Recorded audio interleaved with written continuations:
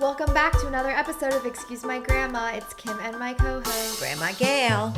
And it's August and summer's coming to an end. I know, it's so sad. Well, we always say that, Kim. After July 4th, it's the end of the summer. No, I feel like July 4th is the beginning of summer. No, but I know, technically it is, but everybody says, well, the summer's over after July 4th. So we truly are just in the middle of August. It's been a very hot August so far. What was your favorite summer moment so far?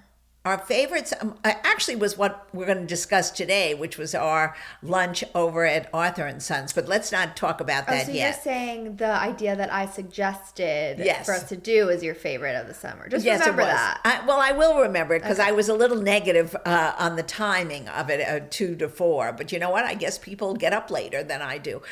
2 to 4 is almost ready for bed for me. But anyway, the summer's been fun. The summer's been really fun. It's been a nice summer. July was beautiful. July felt busier in the Hamptons than August for me. My friends. Well, wait. A lot of your friends have been traveling, so then they'll all start coming back now and spend the last couple of weeks coming out here on the weekends, I think. Yeah. Well, I was also in London in July, so that felt busy, to have a trip. Well, you were busy. Yeah, it was busy. I didn't just feel busy. And then now when you're back, you're like, wait, what's the next thing? Exactly. Well, you have to realize not everything is on a high, but you went to a place that I want you to get me into, this Soho farmhouse, which is in the Cotswolds, that everybody just says is so beautiful, because I'm staying at this place called the Estelle Manor in the Cotswolds, which is supposed to be an old, renovated... this fall, or late. Yeah, in the fall, after Labor Day. But you know what, Soho Farmhouse, where I went, which is you have to have a Soho House membership. Right. But... it was very much like a summer resort. I can see it being nice in the fall, but it was all sort of around the pool and but I have friends who were there in the spring and they said it was beautiful. You don't, of course, use the pool area. You're not tanning, but I think they were there if they thought the place was beautiful and the lunches and the food were lovely. Yeah. So I just want to go take a peek and go for lunch. Yeah, for sure. I feel like it was a very romantic place to be also. It's a different vibe from the city to be out in the country. And the man I was with, we went on a rowboat with the swan and whatever, and it was I don't know what you guys would do there necessarily. I think I'll have to drown Poppy in the I don't think it's gonna. First of all, I don't think he's rowing. I'm definitely not rowing. Yeah. And, but I'm trying to think honestly of an activity you could do there. I think just eat. Which is what we do at every place. Yeah, but it's not lunch. A special restaurant. And we can walk around and see the different areas. I do want you to areas. see it because, now I know where Soho House's money goes, and it's all to that location. Well, everybody's raving about it, so it's definitely a destination moment. And the place I'm going to is a spa, but they also have shooting and archery and all these kind of hot water treatments, which, I think for a day and a half. It's more spa. It's definitely more spa.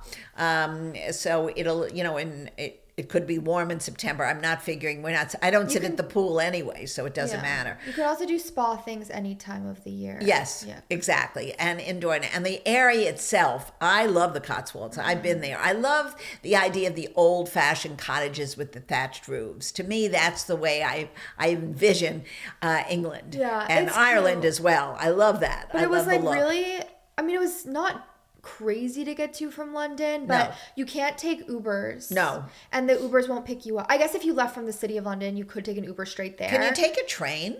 We took the train. Yeah, that's probably the but even the when best you way take a train, then we have go. to take a taxi. Oh. So it's not easy to get to. Easy. Right. We're taking our car service is going to take us out and then take us back to London. Yeah. Because the thing that it's not cheap though. No, I don't think anything in Europe is cheap, but that's we were discussing that the other day. Cheap is a word that I haven't figured out what is cheap. Even McDonald's isn't cheap. So, it's a thing on the budget that could be a little bit over the top. Yeah. But I think traveling itself, you can do certain trips, walk in the countryside. You can do lots of things that are cost effective. So people shouldn't be discouraged from going camping, going on boat trips that could be fun. Boutique hotels and stuff, you don't have to stay in the nicest hotel. There's it's so just really many. the meals and the Ubers. Yeah. Well, I think that's the same in any city now. I mean, and the meals are the most expensive wherever you go. Mm-hmm. But the food the one thing I can say the difference is, and I'm looking forward to it again because I've sort of I can't zip my jeans after this summer. The portion control in Europe, they don't serve humongous portions like we do in America. Honestly, I think that might be a thing of the past. Uh-oh. No, like in like other places I've been maybe, but London was very similar to New York. Oh no. Like, so we got beef Wellington one night for 2, and it was like an entire tremendous thing. Oh, well, Poppy would love that. With all the sides. Oh gosh. So there was definitely a lot. See, I don't like that. I like the small. I used to imagine that the smaller portions is why I never gained weight all the times I would travel. Not the UK. I feel like that's more it's all like other parts of Europe. Yeah. Okay. Anyway, so that was a highlight of your summer so far. I can honestly say I haven't had any highlights. It's just been very mellow, and people are doing entertaining in their backyards or their homes, and I've had a couple of girls over for lunch, which is fun, and just casual stuff, and which is what I love, because to drive from we're out in the Hamptons, to go from one town to another, you almost have to take a yoga class to relax, because the traffic this summer has been worse than I've ever seen it. I think there are more people out here, and especially young families. The town where I'm in East Hampton, there's so many strollers going on the pavements and in the streets. It's, after Labor Day, it goes back to regular kind of traffic. But right now, everybody's home from their camp, their summer activities, and the towns are jumping. Yeah, but which I'm happy for the people. Traffic is worse than the Hamptons traffic. Well, downtown where you are. Yeah. I mean, it's like the same no matter. It's the same no matter where you go. Yeah. And London traffic is awful. That I remember. Yes. Because you have to give yourself... as New York lately. Really? All right. Because also, I was there in the going summer. to theater. A lot of people in the summer leave London. But the city is definitely the busiest. They're all busy. Everything is busy, which is good for. I'm glad for the economy. I'm happy for everybody. I just hope it trickles down to the people who really need help and extra money in their pockets. Yeah. Anyway, tell the viewers about our experience this week at. We had a sponsorship with a brand deal with Home Depot. Oh, so that was a hoot. I loved it. Yeah, we had a brand deal with them. I have to figure out when that's coming out, how many details I can say about it. But it was a very exciting project that and the people were so terrific. And we went and did a whole shoot. And had to, say lines off of a teleprompter. Which I had to tell them to enlarge the print. I now know what happened with President Biden, that he couldn't see his that's the teleprompter. Thing, you're with it, and it's still really hard be able to deliver. And then they see more energy. Meanwhile, I'm trying to read the lines off of the teleprompter, and they want to have more energy. He was a very good director. He was good with us. Cute. He was very cute. And telling us notes, but I feel like you were not taking the notes. Well, there was one sentence I couldn't figure out. I don't remember what it was, but they went over it. I felt sort of like I had to go back to school to remember all this stuff. But it was an experience, and what was very nice were the people. I love to go on things where the people are kind and fun to be with. And we spent the day, and we had a delicious lunch. I think I'll go back out there for lunch. Yeah. Their wraps were great. Yeah. And, it's like an hour or so from the city. More so, but the one lady who was doing our hair and makeup, she kept spraying my hair, and the only thing I can honestly say, after the afternoon was over, my hair felt like a piece of cardboard. It didn't move. It didn't move. If I didn't go home and wash it out, it would have been stiff for about a week. So I will say you get a little bit of imposter syndrome, because you're on these shoots, and every time I move, they cut, 10 people rush over to me, fix my hair, fix my makeup, fix my outfit, and you're like, wow, I love it. It feels like you're a movie star or something. You love it more than I love it. I'm not crazy about it, but they were really very good this time. We've had others that I haven't liked as much. The makeup girl, I would go with her anywhere. Yeah, and I'd really love natural and great, and has so much experience in she was TV, terrific. Film, brand shoots and everything. And I love the way the stylists put our scarves on. It was very, very well done. We loved it. I love that stuff. I'd love for my career to go more into that side of the entertainment industry, because I love doing projects like that. I think it's really fun. Well, you're a natural at it. You're a natural. They'll have to take somebody besides Grandma Gail, because Grandma Gail couldn't, unless they can make the print so big. Yeah, well, that wasn't acting. We were just like reading almost like a commercial kind of vibe. Well, it was, yeah. But fun. But super fun. Super fun. We really had a good time. And we loved, it's very close to Rumson, New Jersey, where we filmed it, which is a beautiful area in Jersey. Yeah. I actually went to a wedding there many years ago. It's really pretty. It's near the shore. So you get it's a resorty area, but yet not a resort. It's just for locals. And it was really very nice. So we had a good time. Yeah. The issue I have with us on shoots is like I always want to step in as the director because I'm so used to like producing you. Oh yeah, and you were telling the fellow how to work the machine. The teleprompter. Right. No, like I have all that experience from news. I wasn't telling them how to do their jobs, but when it comes to like explaining things to you, I feel like I'm so used to like working with you that I'm like, wait, let me just explain to her or whatever. And like I needed a translator. I'm a Grandma Gail translator. Right. Exactly. In every project we do. Well, because you have the experience and I don't have it, so I rely on you telling me how you want it done. But I'm learning as I go also. No, you're very good. You're a natural. But anyway, so we did that. Then we what else did we do? Well, we did our event. We did our event out here, which we loved. Kimmy's idea, Kimmy's concept. Grandma Gail was against it, so I can honestly say. Well, I think you just haven't been to many events with me and stuff before in our industry, but basically I just wanted to have an excuse to get content creators together with their family members, like whether it was a parent or a grandparent, and a lot of them did bring multiple generations because obviously we are so focused on connecting the generations and having family together and being able to have these like fun experiences together. And I felt that out in the Hamptons in the summer at Arthur and Sons, which is one of our favorite restaurants, would be like a perfect setting for that, and casual and cute, and it was cute. And you had a flower lady doing, like, you could go up and do a little flower arrangement, and then she held it to you till you left. Then you had an illustrator who was doing off your phone, basically. She would do a little sketch. It was very creative, Kim. You did a great job, and the place turned out terrifically. And it was scary because all week we had these storms and rain, so I was nervous, but it turned out it was a beautiful day. It was really, really hot. And luckily we had umbrellas and stuff. But I think people had an enjoyable time. Everyone wanted to like stay till the end pretty much. And from 2 to 4, that's a long lunch outside. Yeah, we had some like cue cards on the table of generational trivia for people to play. We did a little video that you guys will see asking everyone advice that their grandparents had given them. So we definitely tried to make people think more about family and their elders and being able to all come together and have this like wholesome moment. And I'd love to do that also, not just for content creators, but for our community at large and everyone who's part of the Excuse My Grandma family. So hopefully we'll do another one. Some events. Maybe we'll do it in the winter. Yeah. In PB. Yeah. We'll see. But we'll definitely post videos and stuff. And everybody came with a very, very positive, smile on their face. They were all looking to have a nice time, and I think they really enjoyed it. Yeah. Well, we also had some of our own family there. My mom was there. My other grandma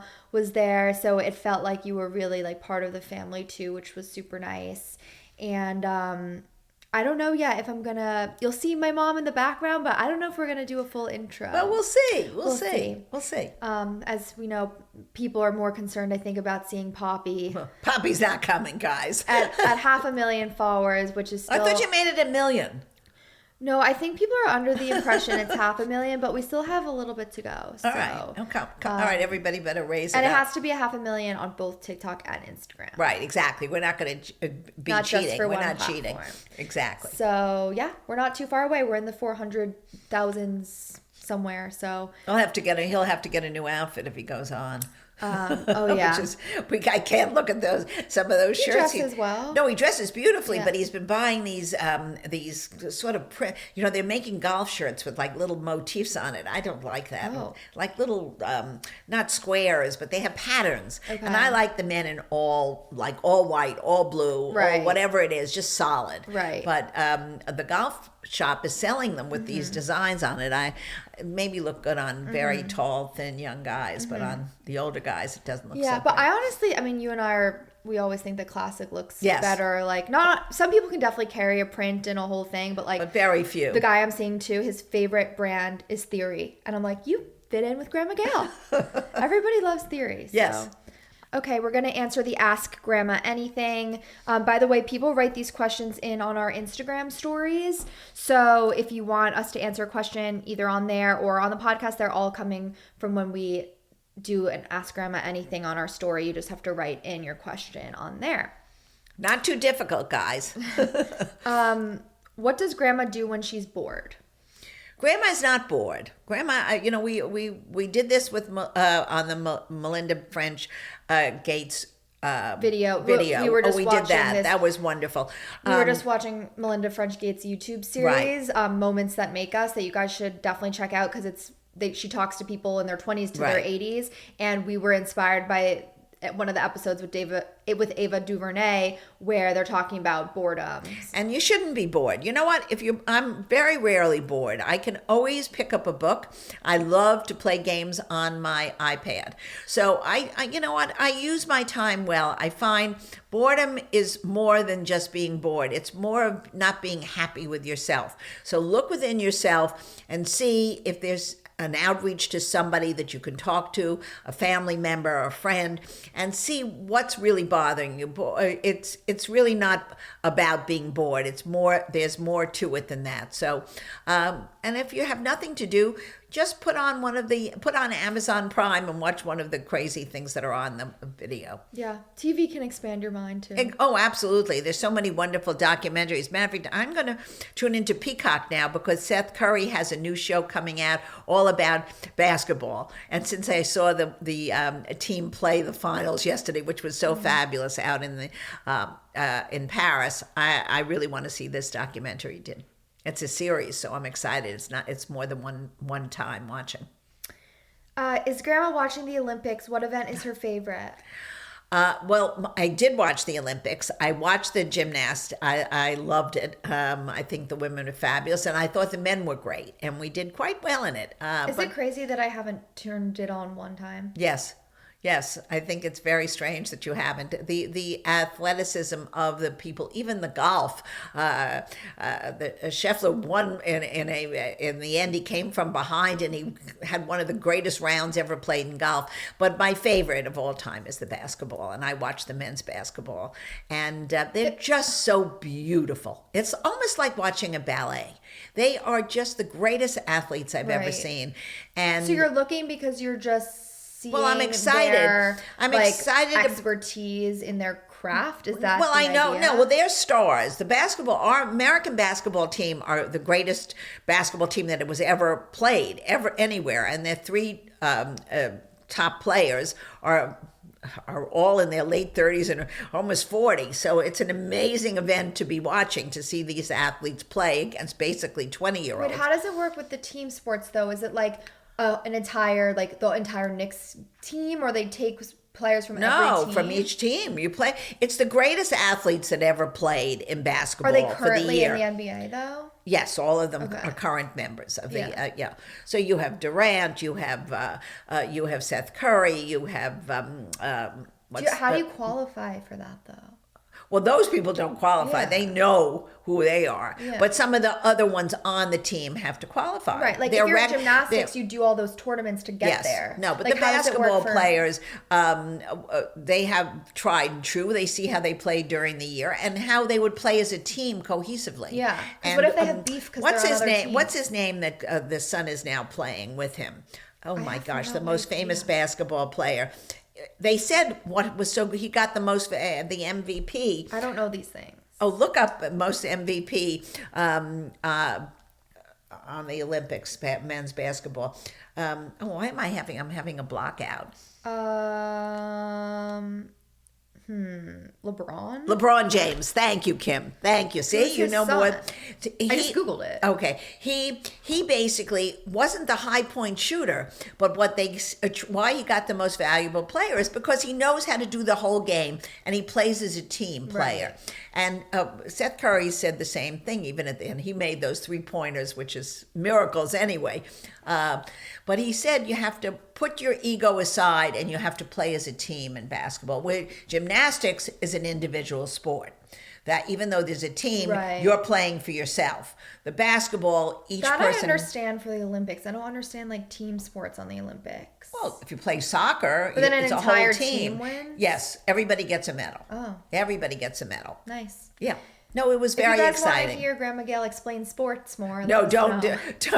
Grandma Gail is only good at watching sporadic sports. Yeah. Okay, next question. Hi, Grandma Gail. What do you do when your husband irritates you? Married for 21 years. I usually go out and take a walk. I try to not have a confrontation because it really doesn't work anyway. And mine doesn't even hear me complain. So there's not worth having a conversation over. And you know what? It's pointless. I mean, unless it's something very serious you have to really do. But because he was irritated at how the food turned out or something ridiculous, which is usually what arguments happen over, the silliest things. I just walk out, say, I'll see you later and take a walk. Mm. What was the most memorable event you have ever attended? Oh my gosh. I don't know. I don't think I've had one. Maybe like a wedding? I don't know if that was the most memorable event. Oh. I don't know. Maybe your own wedding? No. Okay. No, my own wedding was actually not, I didn't love it.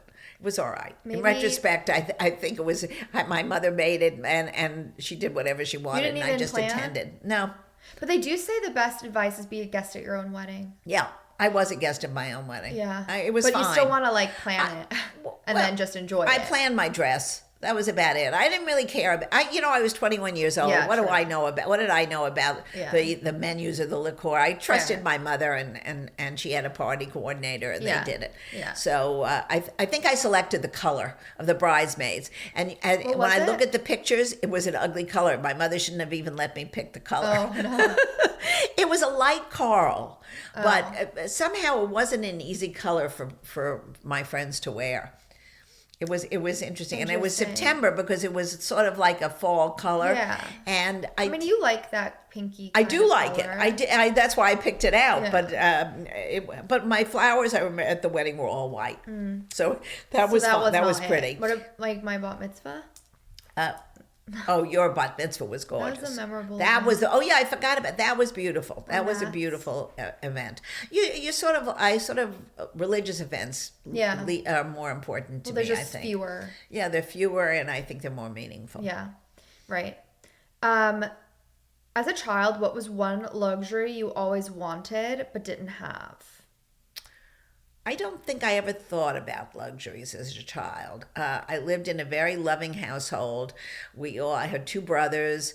We never thought about luxury because it was all about family and friends, and we gathered. We lived in the suburbs. It was nothing that fancy going on. We never thought about luxury. Now. I mean, we lived nicely. Everybody, had nice clothes. We didn't buy fancy clothes. It was much more. I think it was a happier time. Of course, I lived in the 50s, which was the blessed age of America, the 50s, and so we were coming out of the war. Everybody was sort of just rebuilding their lives in America and doing well post World War II. I'd love to know where in America and what families don't care about luxury. I think everyone does now, just consumerism culture. I don't know. I don't know in Montana if it matters, or Wyoming, I think maybe it's about a horse or possibly. Don't belittle it. No, I'm saying it's probably about a horse or maybe the boots you wear. But that's still to them, that's luxury. That's correct. So I think that's something to aspire to.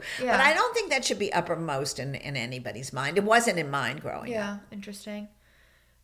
Someone wrote, my ex wants to get coffee this weekend. Should I go? No. An ex is an ex. I mean, what's the point? You're just going to bring up something that's either hurtful or something, the reason why you broke up or whatever, or he's going to vent about something in his life now or her life now. I wouldn't, once it's over, it's over. Here's where I'm gonna, surprise, surprise, disagree. If she is thinking about him all the time and something is unresolved for her, maybe it'll give some clarity. Or closure. Okay. But you have to see it through, because like if you're sitting around in your head thinking about something, and that might not ever change because you can create whatever in your head until you like actually address what's going on. But if you've fully moved on and he's just reaching out of the blue, like don't even put yourself in that position. Yeah, then I agree. But if it's like you also feel like there's something to discuss. You know, I have to say something. I had a lot of dates before I got engaged, and I must say there are lots of things that are unresolved in your life. There's nothing that ever goes away completely. Sometimes you think, oh, maybe my life would have been different if I had married him or if I had done something differently. But you know, that's the past. You can't think about it that way. I mean, you can think about it, and most of us do, but reality is you're in the present. So look forward. This is the difference. Like most exes I've had, I don't want to be with them now. Like I would not go back. Right. I appreciate that experience and whatever. But sometimes it's hard, if you're in something, it's very hard to move on to someone else if your head is still somewhere else. Right. So I think having to address that in order to move on. I think that's a good idea. You know. But don't do it just for having coffee. No, like meet a friend for coffee. Exactly. Yeah. What are important questions to ask a man at the beginning of a relationship? Oh, the beginning of the relationship, now we're finished dating just casually. So we're starting a serious relationship. Maybe an exclusive well, I think what their plans are for family, if they want to have children, because everybody now is a lot older than when I first got married or when I was in my final relationship. I think also what their plans are in their career, where they want to go, how they see whether both of you are going to work, or if you're not going to work, you know, one is going to stay home and take care of family, or if they're both going to have two careers. I think I would not say that's beginning of a relationship. Well, the beginning of a relationship is really supposed to still be fun. I think this is when the relationship gets serious. Right. I think the beginning, you're just going out to know each other. And if you're not coming from the same place mentally, in other words, you have to like the same things to do, basically. I mean, not all things, because, you know, you learn to like things together as well. But I think it's important to be on the same page, whether you want to have a career, whether you're planning to have family, but this is all after it's a serious commitment. In my opinion, that's questions to ask, like, when you're like trying to take it to the next level. Oh, all right. I feel like important questions to ask at the beginning of a relationship would be like values questions. Just like, are you close with your family? What do you do? Isn't that opening date conversation? Or like, second or third? I don't know. I guess it depends how you say the beginning of right. Okay. Of relationship. All right. I'll say you're right on that one. I think basically people have to really decide where you're going in life and what you're going to do with your life. If you want to live, if somebody wants to live in the city and you want to live in the country, there's a basic difference. I mean, those are the important issues. And before you get too deep into a relationship, you should know that. You know, if you're of different faiths, what are you going to do with that? You know, that becomes important issues, and you don't want. I'm a true believer. Cut it off before you get terribly hurt. If it's not going to work, somebody's always going to be sad. But you may as well just say, you know what, this is not going to work long term for me. Now, we're not talking about kids who are 18 years old and you're not 20. talking about 5 dates either. And we're not talking about 5 dates either. It has to be, really give somebody. Give it a chance of a few months. Exactly. Do you have any ideas for classy outfits for a Vegas wedding reception? That's an oxymoron. I think pretty like sequin pants with a pretty plain tailored shirt. Very cool. They're showing a lot of that right now. I went to a place actually out here with your mom yesterday, and I loved it. They have the short little silk shirts and with 3/4 sleeves, and then a long sequin skirt or a long pants. That everybody has that. Amazon has a million of those. But I feel like you or a little still black wear a dress. Yeah, or you know which dress I loved? I loved the Amazon dress you had on in black recently. It was short though. I know.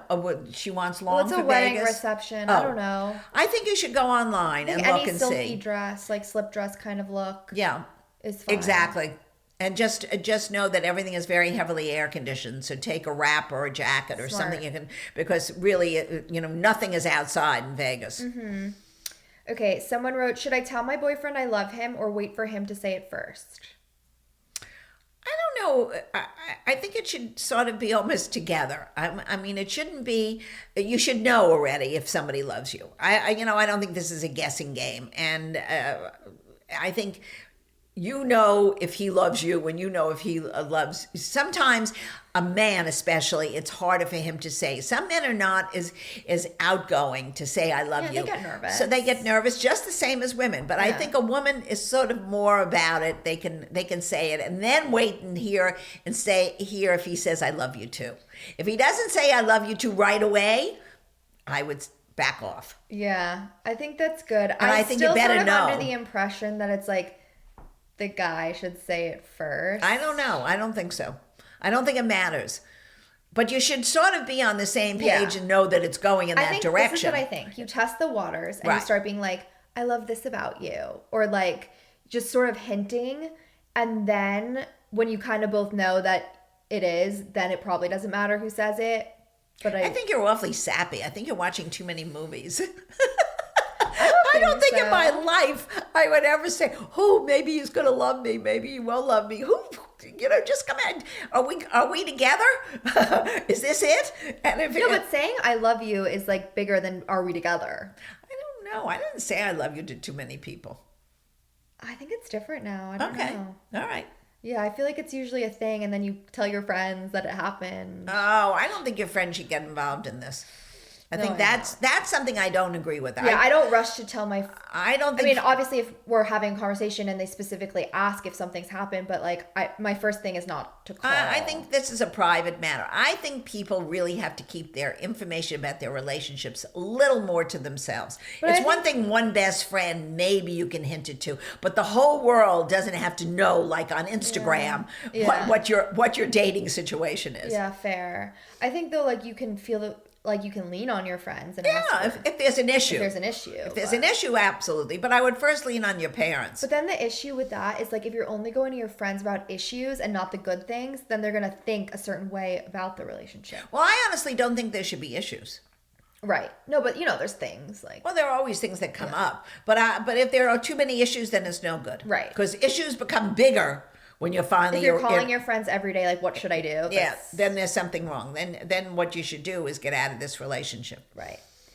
All right. I think one more, Kim. Okay. What do you think makes a woman elegant? I think what makes somebody elegant is feeling good in their own skin. Everybody has a different style and a different appearance, and they should be respected for it. And I think simplicity is always good. I mean, we're not supposed to be Kim Kardashian on steroids. This is not us. Normal people don't look like that, nor should they. And I think whatever makes you feel pretty in or handsome in is just fine. That's good style. And I think you could follow examples. Everybody looks at a magazine or on your Instagram on what people are showing. And I would say keep it as simple as possible and let your own beauty shine through. You have to congratulate all the Olympians. Well, we just talked about the Olympics. No, but I want to congratulate them all. Anyone listening who has doesn't know about it, America did beautifully in the gold and all the bronze and the silver. And I think it's a true testament to our free spirit that allows us to have such wonderful athletes and people working together. And I just kudos to all of them. Okay. We definitely needed to feel some nationalism. Yeah. So I think that was a good way to get some. Okay, great. Thank you guys for listening. Follow us on social media. Excuse my grandma. Let us know what you want in future episodes. We'd love to hear. And we'll see you soon. Bye.